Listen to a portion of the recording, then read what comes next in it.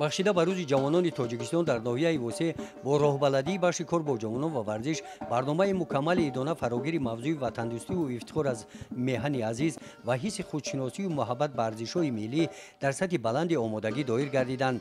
طبق برنامه چهاربینی‌ها از گذشت ایدانه شروع گردید. در صف جوانان نمایندگان ساحه‌های گوناگون، معارف، طب، متخصصان جوانی، نهادهای حفظ حقوق، خدمتچیان دولتی، ورزشگران و طالب علمان، جایزه‌داران المپیادهای فنی جمهوریوی و گیرندگان استیپندیای پرزیدنتی شرکت ورزیدند.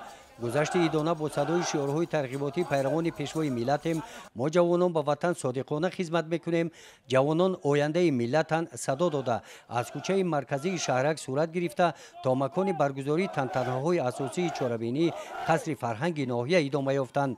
در قصر فرهنگ ناحیه نمایندگان مقامات اجرایی حاکمیت دولتی ناحیه اشتراکچیان تنتنه‌های جشن بخشیده به روز جوانان تاجیکستان از دستاوردهای ورزشگران ناحیه، مهارت و پهلوانی آنها، فعالیت بخش‌های گوناگون مکتب ورزشی ناحیه دیده نموده در تربیت شاگردان بر راهبریت آن احسان خواندند. در دالان قصر باشد با غالب از همه خرد آزمون جمهوریوی فروغ صبح دانایی کتاب است هم صحبت گردیده از آمادگی استاد و شاگرد به دور نوبتی آزمون خبردار شدند. سپس در تالار قصر فرهنگ ناحیه بخشیده به روز جوانان تاجیکستان جمع آمدی تنتنوی دایر گردید که در آن رئیس ناحیه واسه با پیام تبریکاتی بخشیده به روز جوانان تاجیکستان برآمد کردند. در همین محیط بعد معروضه رئیس یک نفر جوان فعال ناحیه گیرنده استیپند پرزیدنت جمهوری تاجیکستان اعضای فعال محفل پیروان پیشوای ملت به سخن برآمده با شکرگزاری از فضای امن و ثبات عرض و سپاس خویش را به سرور دولت تاجیکان بیان کردند.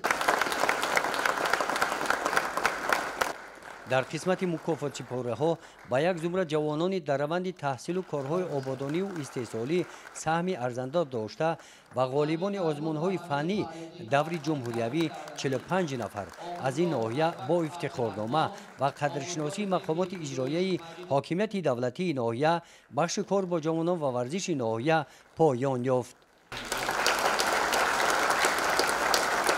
چهاربین ایدانه رو بخشیده به روز جوانان تاجیکستان برنامه تئاتری کننده شده صنعتکاران جوان کالج طبی ناحیه زینت تازه بخشید.